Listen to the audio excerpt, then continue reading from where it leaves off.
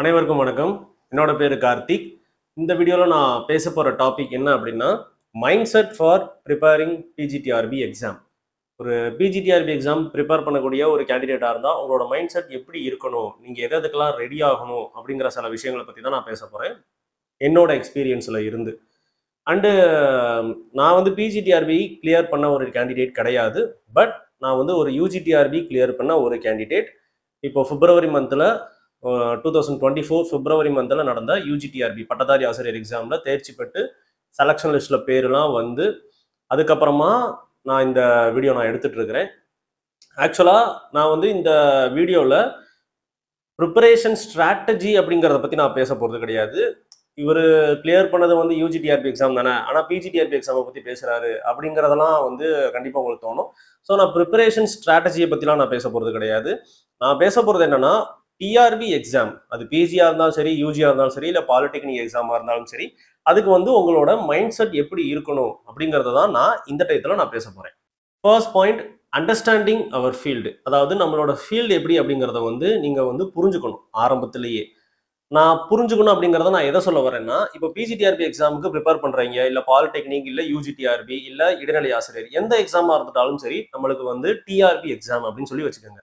அப்போ டிஆர்பி எக்ஸாமுக்கு ப்ரிப்பேர் பண்ணக்கூடிய ஒரு கேண்டிடேட்டா இருந்தாலே நீங்க வந்து நம்மளோட ஃபீல்டு எப்படிப்பட்ட ஒரு ஃபீல்டு, எத்தனை வருஷத்துக்கு ஒரு டைம் எக்ஸாம் வருது அப்படின்னு சொல்லி நீங்க அண்டர்ஸ்டாண்ட் பண்ணிக்கணும். இப்போ பிஜிடிஆர்பி எக்ஸாம் தான் டிஆர்பி நடத்தக்கூடிய எக்ஸாம்ல ஓரளவுக்கு ஃப்ரீக்வெண்டா நடக்கக்கூடிய எக்ஸாம். மற்றபடி யூஜி எக்ஸாம் எடுத்துக்கிட்டாலும் சரி, இடைநிலை ஆசிரியர் எக்ஸாம் எடுத்துக்கிட்டாலும் சரி, ஒரு 10-12 வருஷத்துக்கு அப்புறம் இப்பதான் நம்மளுக்கு ஃபர்ஸ்ட் டைம் எக்ஸாம் அப்படின்னு நடந்திருக்கு. அதுக்கப்புறம் பாலிடெக்னிக் எக்ஸாம் வந்து லாஸ்ட் 10 இயர்ஸ்ல நம்மளுக்கு எத்தனை எக்ஸாம் நடந்திருக்குன்னா 3 எக்ஸாம்ஸ் தான் நடந்திருக்கு. அதுலயும் ஒரு எக்ஸாம் கேன்சல் ஆயிருச்சு. 2013 டயத்துல ஒரு எக்ஸாம் நடந்துச்சு. அதுக்கப்புறமா 17ல ஒரு எக்ஸாம் நடந்துச்சு. அந்த எக்ஸாம் தான் வந்து ஏதோ முறைகேடு இருக்குன்னு சொல்லி கேன்சல் ஆச்சு.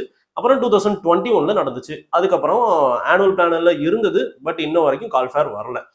அப்புறம் பிஜிடிஆர்பி எக்ஸாம் தான் ஓரளவுக்கு ஃப்ரீக்வெண்டா நடக்கக்கூடிய எக்ஸாம். டிஆர்பி போர்டு கண்டக்ட் பண்ணக்கூடிய நிறைய எக்ஸாம்ஸ்ல ஃப்ரீக்வெண்டா கண்டக்ட் பண்ணக்கூடிய எக்ஸாம்ஸ்னாலே பிஜிடிஆர்பி எக்ஸாம்ஸ் தான். அதனால தான் நான் வந்து mind set for preparing PG exams சொல்லி நான் இந்த வீடியோல நான் சொல்லியிருந்தேன். இப்போ பிஜி எக்ஸாம்ஸ் வந்து எத்தனை வருஷத்துக்கு வந்து ஒன்ஸ் நடக்குதுன்னா, ஆவரேஜா நம்மளுக்கு 2.5 வருஷத்துக்கு ஒரு டைம் தான் எக்ஸாம் நடக்குது. இப்போ கடைசியா வந்து பிஜி அசிஸ்டன்ட் எக்ஸாம் எப்ப நடந்திருக்குன்னு உங்களுக்கு தெரியும். 2022 பிப்ரவரி மந்த்ல நடந்துச்சுன்னு நினைக்கிறேன். 2022 பிப்ரவரி, எஸ். அதுக்கு முன்னாடி 2019ல ஒரு எக்ஸாம் நடந்திருக்கு. அதுக்கு முன்னாடி 2017ல ஒரு எக்ஸாம் நடந்திருக்கு. ஸோ லாஸ்ட் 3 எக்ஸாம்ஸோட பீரியட் எடுத்துக்கிட்டீங்கன்னா, நீங்க வந்து ஒரு 2017ல இருந்து 2024 வரைக்கும் ஒரு 7 இயர்ஸ் பாஸ் ஆயிருச்சு. இதுல வந்து நம்மளுக்கு வந்து 3 எக்ஸாம் தான் நடந்திருக்கு. ஸோ ஆவரேஜா பாக்குறப்போ ஒரு 2 வருஷம் இல்ல ஒரு 2.25 வருஷத்துக்கு ஒரு டைம் தான் நம்மளுக்கு பிஜி எக்ஸாம்ஸ் நடக்குது. சரி, ஓகே. அதனால நம்ம வந்து நம்மளோட ஃபீல்டு வந்து கொஞ்சம் ட்ரையான ஃபீல்டு தான். இப்போ ஐபிபிஎஸ் எக்ஸாம் எடுத்துக்கிட்டாவோ, இல்ல வந்து நம்ம ஆர்ஆர்பி ரயில்வே ரெக்ரூட்மெண்ட் போர்டு எடுத்துக்கிட்டாவோ, இல்ல டிஎன்பிசி எடுத்துக்கிட்டா, மற்ற போர்ட்ஸ் எல்லாமே ஓரளவுக்கு நம்மளுக்கு வந்து எக்ஸாம்ஸ்லாம் ஓரளவுக்கு வந்துகிட்டே இருக்கும். ஏதாவது ஒரு எக்ஸாம் வந்துட்டு இருக்கும். ஆனா டிஆர்பி நடத்தக்கூடிய எக்ஸாம்ஸ் வந்து ரொம்பவே லிமிட்டட் எக்ஸாம்ஸ் தான். அதுலயுமே பிஜி எக்ஸாம் தான் ஃப்ரீக்வெண்டா வருது. அந்த ஃப்ரீக்வன்சியும் எப்படி அப்படிங்கறத நீங்க பாத்துக்கோங்க. 2.25 வருஷம் இல்ல 2.5 வருஷத்துக்கு ஒரு டைம் தான் நடக்குது. சரி, ஓகே. நம்ம 2 வருஷத்துக்கு ஒரு டைம் தானே நடக்குது அப்படிங்கறதுக்காக நம்ம ப்ரிப்பரேஷனை வந்துட்டு அப்படியே நம்ம வந்து ஸ்டாப் பண்ணிட்டோ, இல்ல ஸ்டார்ட் பண்ணாம நோட்டிபிகேஷன் வந்ததுக்கு அப்புறமா ஸ்டார்ட் பண்ணலாமா அப்படின்னு கேட்டா நிச்சயமா வந்து கிடையவே கிடையாது. இப்போ லாஸ்ட் மந்த் தான் பிஜி எக்ஸாம் நடந்திருக்கு அப்படின்னு வச்சுக்கோங்க. கடைசி இப்போ எக்ஸாம்பிள் சொல்றேன், கடைசி மாசம் தான் பிஜி அசிஸ்டன்ட் எக்ஸாம் நடந்திருக்கு. நான் அந்த எக்ஸாம் அட்டன் பண்ணக்கூடியாத ஆளு, இல்ல வந்து அந்த எக்ஸாம் எழுதுனேன் பட் கிளியர் ஆகல, அப்படிப்பட்ட ஒரு கேண்டிடேட்டா இருந்தா கூட நீங்க இன்னையில இருந்தே நீங்க வந்து ப்ரிப்பரேஷன் ஸ்டார்ட் பண்ணியிருந்திருக்கணும். ஸ்டார்ட் பண்றது ரொம்ப ரொம்ப நல்லது. ஏன் அப்படி சொல்றேன்னா, இப்போ 2022ல நடந்த பிஜி அசிஸ்டன்ட் எக்ஸாம்ல கிளியர் பண்ணாத ஆளுங்க நிறைய பேர் இருந்தாங்க. அதுல நான் ஒருத்தன். இப்போ அந்த கேண்டிடேட்ஸ் நிறைய பேர் அப்போ இருந்து இப்போ வரைக்கும் பிஜி அசிஸ்டன்ட் எக்ஸாமுக்கு எய்ம் பண்ணிக்கிட்டு இருப்பாங்க. அதுக்கப்புறம் அதுல சில கேண்டிடேட்ஸ் வந்து நடுவுல யூஜி எக்ஸாம் வந்துச்சு, யூஜிடிஆர்பி வந்துச்சு. அதுல வந்து நம்மளுக்கு டெட் கிளியர் பண்ணி யூஜிடிஆர்பி எக்ஸாம் பக்கமா இப்போ நான்லாம் அந்த சைடு போயிட்டு ஓரளவுக்கு எனக்கு சக்சஸ்ஃபுல்லா வந்துருச்சு. ஸோ ரொம்ப ரொம்ப லிமிட்டடான கேண்டிடேட்ஸ் வந்து சக்சஸ்ஃபுல்லா மாறி அவங்க வந்து ப்ரிப்பரேஷனை நிப்பாட்டிருப்பாங்க. யூஜிடிஆர்பி எக்ஸாம்ஸ்ல ப்ரிப்பேர் பண்ணக்கூடிய, அதாவது ப்ரிப்பேர் பண்ணி எக்ஸாம் செலக்ட் ஆன ஒரு ஆளா இருந்தா கூட பிஜி அசிஸ்டன்ட் எக்ஸாமுக்கு வந்து ட்ரை பண்ணுவாங்க கண்டிப்பா. ஆனா நான் வந்து அதை ட்ரை பண்ணல. அது எதுக்கு அப்படின்னா, யூஜி எக்ஸாம்ல வந்து எனக்கு கிடைச்ச ஒரு டிபார்ட்மெண்ட் வந்து ரொம்ப ரொம்ப ஒரு ப்ரீஷியஸான ஒரு டிபார்ட்மெண்ட். எனக்கு ரொம்ப ஒரு ஃபேவரட் டிபார்ட்மெண்ட்ல நான் செலக்ட் ஆயிருக்கிறேன். டிஸ்ட்ரிக்ட் மாடல் ஸ்கூல் அப்படின்னு சொல்லிட்டு ஒரு ஃபேவரட் டிபார்ட்மெண்ட்ல நான் செலக்ட் ஆயிருக்கிறேன். அதனால அது எனக்கு பிஜி அசிஸ்டன்ட் எக்ஸாம்ல கிடைக்குமான்னு சொல்லி தெரியல. அதனால நான் ரிஸ்க் எடுக்க விரும்பல. பட் இருந்தாலும் நான் வந்து ஓரளவுக்கு எஃபோர்ட் போட்டு நான் எழுதுவேன். ஸோ என்னையும் மாதிரி நிறைய பேர் எக்ஸாம்ஸை கிளியர் பண்ணாலும் பிஜி அசிஸ்டன்ட் எக்ஸாமுக்கு ட்ரை பண்ணுவாங்க. பிஜி அசிஸ்டன்ட் எக்ஸாம்ல லாஸ்ட் டைம் நம்ம கிளியர் பண்ணாத கேண்டிடேட்ஸ் இன்ன வரையும் படிச்சுட்டு இருப்பாங்க. அதுக்கப்புறமா பாலிடெக்னிக் எக்ஸாம் படிக்கக்கூடிய கேண்டிடேட்ஸ் இதை வந்து பேரலா படிப்பாங்க. இப்போ ரீசெண்டா வந்து ஏபிடிஆர்பி அசிஸ்டன்ட் ப்ரொஃபசர் எக்ஸாமும் காலேஜ் இது டிஆர்பி கால்ஃபர் பண்ணியிருந்தாங்க. அதுக்கு படிக்கக்கூடிய ஆளுங்களுமே இதுல வந்து நம்மளுக்கு போட்டி போடுவாங்க. அப்போ வந்து நம்மளுக்கு வந்து இவங்கெல்லாம் இருக்கிறப்போ நம்ம ஒரு நியூ கம்மரா உள்ளக்க போனோம் அப்படின்னா நம்ம ரொம்ப ரொம்ப ஃபர்ஸ்ட் அட்டம்ப்ட்ல கிளியர் பண்றது பயங்கர டஃப் ஆயிரும். அப்ப நம்ம என்ன பண்ணணும்? இப்போ இருந்தே நம்ம ப்ரிப்பரேஷனை இன்னும் ஒரு 2 வருஷம் அப்புறம் வந்தாலும் சரி, இல்ல ஒரு 3 வருஷம் அப்புறம் வந்தாலும் சரி, இப்போ இருந்தே ப்ரிப்பரேஷனை நம்ம ஸ்டார்ட் பண்ணி நம்ம போய்கிட்டே இருக்கணும். ஏன்னா அப்பனாதான் இவங்களோட காம்படிஷன், இத்தனை பேர் இருக்கக்கூடிய காம்படிஷன்ல நம்மளும் வந்து போயிட்டு போட்டி போட முடியும். ஏன்னா இப்போ பாலிடெக்னிக் எக்ஸாமுக்கு படிக்கிறவங்க ரொம்ப இன்டெப்தா படிப்பாங்க. ஏபிடிஆர்பி எக்ஸாம் படிக்கிறவங்க அவங்களுக்கு வந்து டிஸ்கிரிப்டிவ், அவங்களும் ரொம்ப இன்டெப்தா படிப்பாங்க. அதுக்கப்புறம் நிறைய பேர் வந்து வெறிகுண்டு படிக்கக்கூடிய ஆளுங்களும் இருப்பாங்க. 2-3 அட்டம்ப்ட் போயிருச்சு, நான் கண்டிப்பா பாஸ் ஆகணும்னு சொல்லிட்டு வெறிகுண்டு படிக்க ஆள் இருப்பாங்க. So start your preparation from now. இப்போ இருந்தே நீங்க வந்து ப்ரிப்பரேஷன் ஸ்டார்ட் பண்ணிடுங்க. இப்போ இருந்து நம்மளுக்கு பிஜி அசிஸ்டன்ட் எக்ஸாம் எப்போ வரும் அப்படின்னு சொல்லி யாருக்குமே தெரியல. வரக்கூடிய நேரம் தான். அதனால வந்து மோட்டிவேட் பண்ணி நீங்க படிங்க. Second point, consistency. ஸோ இப்போ ஃபர்ஸ்ட் பாயிண்ட், அண்டர்ஸ்டாண்டிங் அவர் ஃபீல்டை நீங்க புரிஞ்சுக்கிட்டீங்கன்னா, அதாவது நம்ம ஃபீல்டு எப்படின்னு சொல்லி புரிஞ்சுக்கிட்டா கண்டிப்பா நம்மளுக்கு செகண்ட் வந்து நீங்க எப்படி இருக்கணும்னா கன்சிஸ்டன்டா இருக்கணும். நீங்க டெய்லியுமே படிச்சுக்கிட்டு இருக்கணும். இப்போ இந்த டயத்துல நீங்க ரெகுலரா படிச்சுக்கிட்டு இருக்கிற ஒரு கேண்டிடேட்டா இருந்தா நம்மளுக்கு சில பேர் போர்ஷனே நேரம் முடிச்சிருக்கிறாங்க. 10 யூனிட்டே முடிச்சிட்டாங்க, சைக்காலஜி முடிச்சிட்டாங்க, தமிழுமே படிச்சுட்டு ரெடியா இருக்கிறாங்க. அப்போ நீங்க இப்ப இருந்து ப்ரிப்பேர் பண்ணக்கூடிய ஒரு கேண்டிடேட்டா இருந்தா நீங்க இன்னையில இருந்து கன்சிஸ்டன்சியா வந்து நீங்க வந்து உங்களோட ப்ரிப்பரேஷனை பண்ணிக்கிட்டே இருக்கணும். அந்த ஒரு கோர்வையா நம்மளுக்கு இருக்கணும். இப்போ ஒரு நோட்டிபிகேஷன் வந்ததுக்கு அப்புறமா நான் படிக்கிறேன், இல்ல வந்து ஒரு வாரத்துல நான் வந்து ஒரு சனி ஞாயிறு மட்டும் தான் நான் படிக்கிறேன் அப்படின்னு சொல்லி நீங்க உங்களை நீங்களே வந்து வேலை இருக்கு எனக்கு அப்படின்னு சொல்லி ஏமாத்த வேண்டாம். ஏன்னா நம்மளுக்கு ஒரு லைஃப் நம்மளுக்கு வேணும் அப்படின்னா நம்மளால கடைசி நேரத்துல எக்ஸாம் செலக்ட் ஆக முடியல அப்படின்னா நம்ம யாரை குத்தம் சொன்னாலும், ஈவன் நம்மளே குத்தம் சொன்னாலும் நம்மளுக்கு அந்த சான்ஸ் மறுபடியும் பல வருஷத்துக்கு அப்புறம் தான் கிடைக்க போகுது. ஸோ நம்மளை ஏமாத்தாம கன்சிஸ்டன்சியா நம்ம படிச்சுக்கிட்டே இருக்கணும். ஸோ சிலபஸ்ல டெய்லி டச்ல இருக்கிற மாதிரி நீங்க படிச்சுக்கிட்டே இருங்க. உங்களுக்கு ரொம்ப இன்னைக்கு டைம் வந்து ரொம்ப ரொம்ப கம்மியா தான் இருக்கு அப்படின்னா நீங்க புதுசா படிக்க வேண்டாம், ஏற்கனவே படிச்சதை ஜஸ்ட் ரிவைஸ் பண்ணுங்க. அந்த மாதிரி நீங்க படிச்சுக்கிட்டே இருங்க. கன்சிஸ்டன்சியா படிக்கணும். Second point. Third point and ரொம்ப முக்கியமான பாயிண்ட், பேஷன்ஸ். அதாவது நம்மளோட ஒரு ஃபீல்டு ட்ரையான ஃபீல்டுன்னு சொல்லிட்டேன், கன்சிஸ்டன்சியா படிக்கணும்னு சொல்லியிருக்கிறேன். மூணாவது ரொம்ப ரொம்ப பொறுமையா இருக்கணும். எக்ஸாம் எப்போ வேணாலும் வரும். நோட்டிபிகேஷன் வந்து நோட்டிபிகேஷன்ல அப்ளிகேஷன் இன்னைக்கு ஓப்பன் ஆகும்னு சொல்லி ஒரு டேட் கொடுத்துருப்பாங்க. அந்த டேட்ல அப்ளிகேஷன் ஓப்பன் ஆகாம கூட போகலாம். ஏன்னா வந்து 2021 பிஜி அசிஸ்டன்ட் எக்ஸாமுக்கு பிப்ரவரி மந்த் நோட்டிபிகேஷன் வந்து மார்ச் 1ஆம் தேதி அப்ளிகேஷன் ஓப்பன் ஆகுதுன்னு சொல்லியிருந்தாங்க. அதை நம்பி நான் வேலையவே விட்டுருந்தேன். பட் அப்ளிகேஷன் அப்போ ஓப்பன் ஆகல. மறுபடியும் எப்போ நம்மளுக்கு வந்து அந்த எக்ஸாமோட நோட்டிபிகேஷன் வந்தது அப்படின்னா அதே வருஷத்துல செப்டம்பர் மந்த் தான் நம்மளுக்கு நோட்டிபிகேஷனே வந்துச்சு. ஸோ இந்த மாதிரி நம்மளுக்கு நடக்கலாம். அப்போ எக்ஸாமுக்காக நீங்க ப்ரிப்பேர் பண்ணக்கூடிய ஒரு கேண்டிடேட்டா இருந்தா நோட்டிபிகேஷன் வந்து அப்ளிகேஷன் போஸ்ட்போன் பண்ணாங்கன்னா டிமோட்டிவேட் ஆகக்கூடாது. சரி, அப்ளிகேஷன் நீங்க வந்து ஃபில் பண்ணிட்டீங்க, அந்த நோட்டிபிகேஷன்ல எக்ஸாமுக்குன்னு சொல்லி ஒரு டேட் கொடுத்துருப்பாங்க, டென்டேட்டிவ் டேட்டு. அந்த டென்டேட்டிவ் டேட்ல 90% டிஆர்பி சொன்ன டேட்ல கரெக்டா எக்ஸாம் நடத்த மாட்டாங்க. அதுலயும் நம்ம மோட்டிவேட் ஆகக்கூடாது. எக்ஸாம் தள்ளி போகலாம், ஒரு டைம் தள்ளி போகலாம், 2 டைம் தள்ளி போகலாம், இல்ல வந்து தள்ளி வைக்கப்படுகிறது அப்படின்னு சொல்லிட்டு அதுக்கப்புறம் எக்ஸாம் டேட் அனௌன்ஸ் பண்ணாம ரொம்ப நாள் இழுத்தடிக்கலாம். எக்ஸாம் அனௌன்ஸ் பண்ணி எக்ஸாம் நடந்துருச்சு அப்படின்னா நடந்து முடிஞ்சதுக்கு அப்புறமா நம்மளுக்கு உடனே வந்து ஆன்சர் கீ கொடுக்க மாட்டாங்க, அப்ஜெக்ஷன் ட்ராக்கர் கொடுக்க மாட்டாங்க. அப்படியே நம்மளுக்கு answer key and objection tracker கொடுத்தாலும் அதுக்கப்புறமா ஃபைனல் ஆன்சர் கீ அண்டு நம்மளோட ஸ்கோர் கார்டு கொடுக்கறதுக்கு பல மாதங்கள் ஆகலாம். ஸ்கோர் கார்டு கொடுத்து முடிச்சு போனாலும் அதுக்கப்புறமா சிவி கூப்பிடுறதுக்கு, செலக்ஷன் லிஸ்ட் விடுறதுக்கும் பல மாதங்கள் ஆகலாம். நாட்கள் கிடையாது தம்பி, பல மாதங்கள் ஆகலாம். செலக்ஷன் லிஸ்ட் முடிஞ்சா கூட உங்களை போஸ்டிங்ல உட்கார வைக்கிறதுக்கும் பல மாதங்கள் ஆகலாம். இதெல்லாம் நான் ஏன் இவ்வளோ ஒரு விஷயத்துல நான் சொல்றேன்னா, இப்ப கடைசியா எங்களுக்கு பட்டதாரி ஆசிரியர் எக்ஸாம் எப்போ வந்து நோட்டிபிகேஷன் போட்டாங்கன்னா போன வருஷம் அக்டோபர் மந்த்ல வந்து நோட்டிபிகேஷன் போட்டாங்க 2023. எக்ஸாம் நடந்து முடிஞ்சது பிப்ரவரி மாசம். ஆனால் எங்களுக்கு வந்து டென்டேட்டிவ் ஆன்சர் கீயை வந்து கொடுத்து அப்ஜெக்ஷன் ட்ராக்கர்லாம் எங்களுக்கு வந்து எப்போ கொடுத்தாங்கன்னா ஒரு 10-15 நாளுக்கு அப்புறம் கொடுத்தாங்கன்னு நினைக்கிறேன். அதுல இருந்து அப்ஜெக்ஷன் ட்ராக்கருக்கு அப்புறமா ஃபைனல் ஆன்சர் கீ கொடுப்பாங்க. ஃபைனல் ஆன்சர் கீ எங்களுக்கு எப்போ வந்துச்சுன்னா மே மாதம் 18ஆம் தேதி வந்துச்சு. அன்னைக்கு தான் வந்து நம்மளோட ஃபைனல் மார்க்கையுமே விட்டுட்டாங்க. அதுக்கப்புறமா கொஞ்சம் ப்ராசஸ் ஸ்பீட் ஆகி மே மாசத்துலேயே சர்டிஃபிகேட் வெரிஃபிகேஷன் முடிச்சிட்டாங்க. ஆனால் அதுக்கு நடுவில் இதை வந்து நம்ம டிஆர்பியவோ இல்லை கவர்மெண்ட்டையோ நம்ம வந்து குத்தம் சொல்ல முடியாது. அதுக்கு நடுவில் சில கேஸ் நம்மளுக்கு கண்டிப்பாக விழுகும். எந்த எக்ஸாமாக இருந்தாலும் கேஸ் நம்மளுக்கு விழுகும்.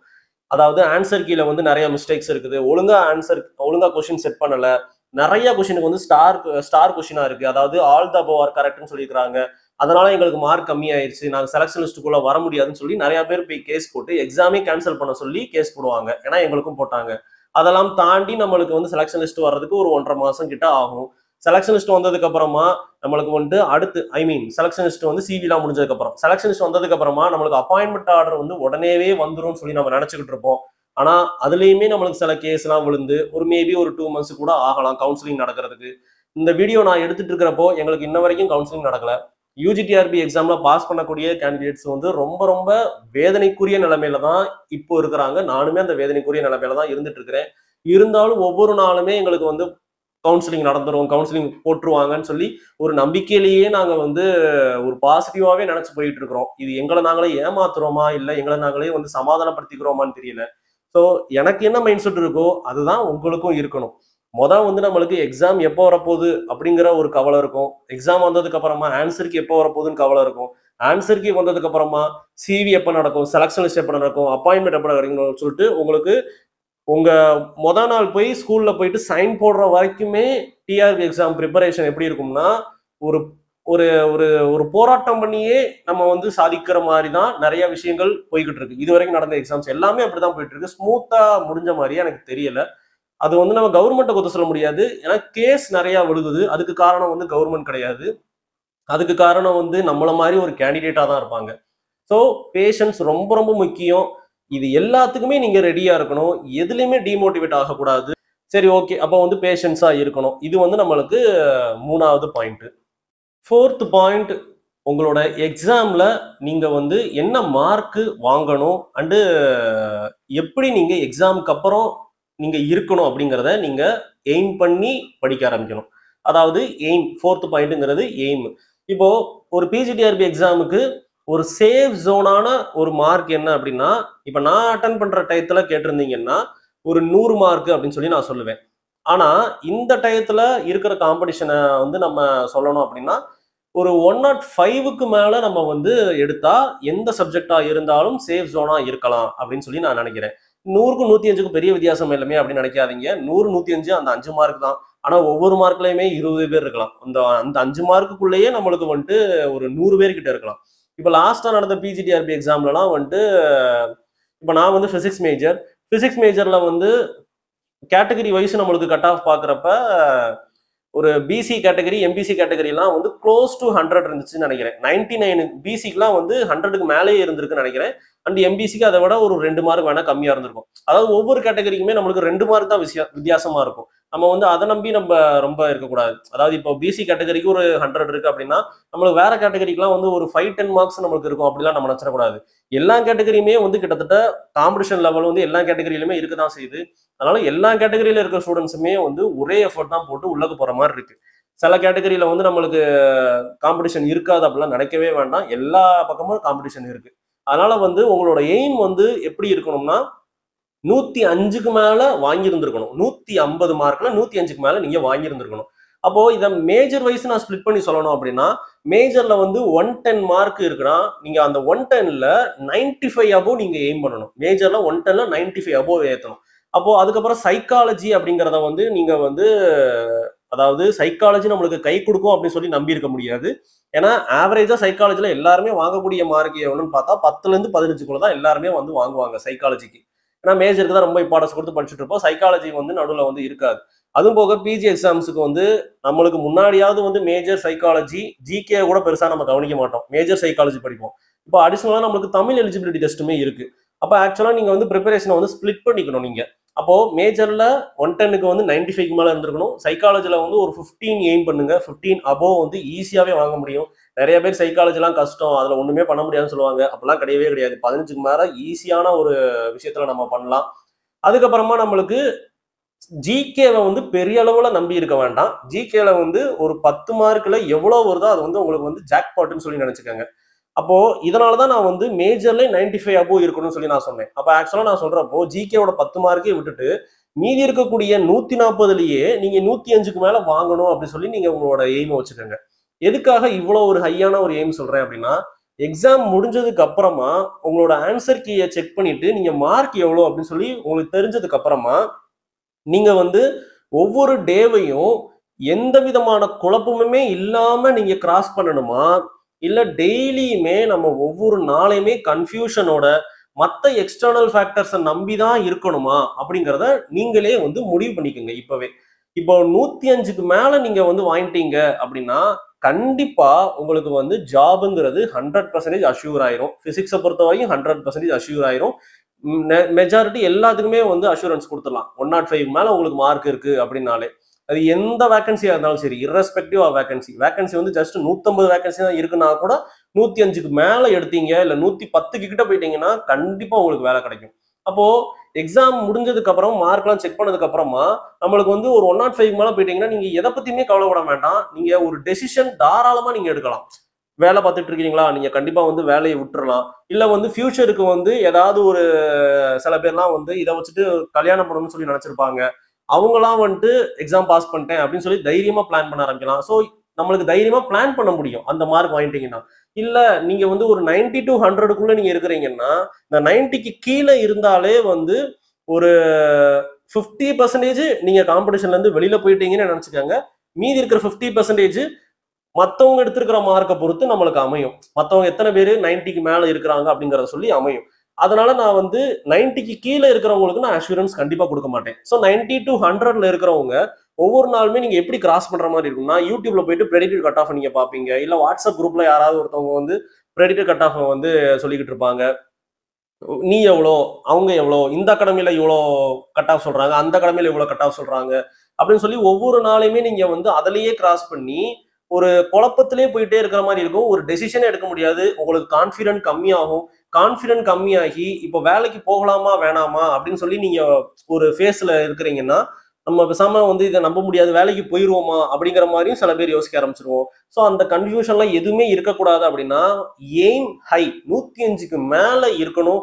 காலரை தூக்கி விட்டு எனக்கு வேலை கிடைக்க போகுது அப்படின்னு சொல்லி அப்பவே முடிவு பண்ணிடணும். இப்போ எனக்கெல்லாம் வந்து யூஜிடிஆர்பி எக்ஸாம் நடந்து முடிஞ்சு அதுக்கப்புறமா வந்து ஒரு 3 நாள்ல ஆன்சர் கீ செக் பண்ணேன். அப்பவே எனக்கு தெரிஞ்சிருச்சு எனக்கு வேலை கிடைக்க போகுது அப்படின்னு சொல்லி. அதனால நான் வந்து ரொம்ப ரொம்ப ஸ்ட்ராங்காவே நான் வந்துட்டு மத்த எக்ஸ்டர்னல் ஃபேக்டர்ஸ் எதையுமே நான் நம்பல. யூடியூப்ல போய் ப்ரெடிக்டட் கட் ஆஃப் நான் பார்க்கல. மத்த விஷயங்களெல்லாம் நான் வந்து எதையுமே பண்ணாம நான் வந்து பிளான் பண்றதுக்கு அது ரொம்ப ரொம்ப ஈஸியா இருந்துச்சு. ஸோ நம்மளுக்கு இந்த பாயிண்ட் வந்து எய்ம் ஹை, அதுதான் இந்த பாயிண்ட். ஸோ இதுக்கு நீங்க ரெடி ஆயிக்கோங்க. 5th பாயிண்ட் நம்மளுக்கு அக்செப்ட் வாட் யூ கெட். அதாவது நம்மளுக்கு எக்ஸாம்ல எய்ம் பண்ணுவோம், எக்ஸாம்ல நம்மளுக்கு என்ன வருதோ அதை நம்ம வந்து அக்செப்ட் பண்ணிக்கிற ஸ்டேஜ்ல நீங்க இருக்கணும். 105க்கு மேல வந்துருச்சுன்னா அந்த 105க்கு மேல வந்த ஒரு பர்சனா இருக்கிறீங்கன்னா கண்டிப்பா நீங்க சந்தோஷமா இருக்கலாம். ஒரு 100% வேலை கிடைக்க போகுதுன்னு சொல்லி நீங்க அச்சீவ் பண்ணிட்டேன்னு சொல்லி தைரியமா இருக்கலாம். இல்ல நம்மளுக்கு வந்து இந்த எக்ஸாம்ல வந்துட்டு அவ்வளவுதான் கிடைக்கல அப்படின்னா அதுக்கப்புறமா நம்ம இந்த ஃபீல்டை விட்டே வேற ஃபீல்டுக்கு போற டெசிஷன்லாம் தயவு செஞ்சு யாருமே எடுக்காதீங்க. கண்டிப்பா வந்துட்டு அடுத்து ஒரு சான்ஸ் உங்களுக்கு கிடைக்கும். என்ன டைம் ஆகும், பட் சான்ஸ் கிடைக்கும். அதனால இது என்ன நடந்தாலும் சரி நம்மளுக்கு வந்து லாஸ்டா நம்ம வந்து அக்செப்ட் பண்ணிக்க தான் செய்யணும். அந்த அக்செப்டன்ஸ் அப்படிங்கிறது நம்மளோட எக்ஸ்பீரியன்ஸை தான் நம்மளுக்கு வந்து இன்க்ரீஸ் பண்ணுமே தவிர்த்துட்டு ஒரு மற்ற மாதிரி நம்மளால வந்து அடுத்த டைம் அச்சீவ் பண்ணவே முடியாது அப்படிங்கிற மாதிரிலாம் கண்டிப்பா கிடையாது. இப்போ அதுக்கு நானே ஒரு பெஸ்ட் எக்ஸாம்பிள். நான் வந்து பிஜிடிஆர்பி எக்ஸாம்ல நான் வந்து இது நான் சொன்னேன் பாத்தீங்களா, என்னென்ன நான் சொன்னேனோ எல்லாத்தையுமே நான் வந்து பண்ணணும் அப்படின்னு சொல்லி நான் நினைச்சவன் தான். ஆனா வந்து ஸ்டார்டிங்ல எனக்கு வந்து நான் வந்து என் ஃபீல்டை அண்டர்ஸ்டாண்ட் பண்ணிக்கல. அண்டர்ஸ்டாண்ட் பண்ணாம நான் வாட்ல நோட்டிஃபிகேஷன் போட்டு டிஆர்பியை பத்தி தெரியாம நான் வேலையை விட்டுட்டேன். வேலையை விட்டதுக்கு அப்புறமா நோட்டிஃபிகேஷனே வரலாம், 6 மாசம் தள்ளி போச்சு. சரி, அதுக்கப்புறமா தான் வந்து வரும்னு பார்த்தா எல்லாமே எனக்கு டிலே ஆச்சு. நான் வந்து எடுத்த மார்க்கும் பாத்தீங்கன்னா 100க்கு மேல நான் எய்ம் பண்ணேன். பட் என்னோட ப்ரிப்பரேஷன் வந்து கொஞ்சம் வந்து சரியா இல்லை அப்படிங்கிறதுனால நான் வந்து ஒரு 92 தான் நான் எடுத்திருந்தேன். இதுதான் இந்த வீடியோ பற்றி நான் சொல்லணும்னு நினச்சது. கண்டிப்பாக வந்து ப்ரிப்பேர் பண்ணக்கூடிய கேண்டிடேட்ஸ்க்கு யூஸ்ஃபுல்லாக இருக்கும்னு சொல்லி நினைக்கிறேன். ஸோ இது எல்லாத்தையுமே உங்களுக்கு யூஸ்ஃபுல்லாக இருந்தால் எல்லா ஸ்டெப்ஸையுமே நம்மளுக்கு வந்துட்டு ஃபாலோ பண்ணிகிட்டே இருங்க. கண்டிப்பாக அச்சீவ் பண்ண முடியும். டிஆர்பி எக்ஸாம்ஸ் வந்து பார்க்க தான் கஷ்டம். ஆனால் நீங்கள் உள்ள இறங்கி படிக்க ஆரம்பிச்சிட்டீங்க அப்படின்னா கண்டிப்பாக நம்மளை அச்சீவ் பண்ண முடியும். So all the best to all the PGTRB upcoming PGTRB candidates. Next வீடியோவில் பார்க்கலாம். தேங்க்யூ.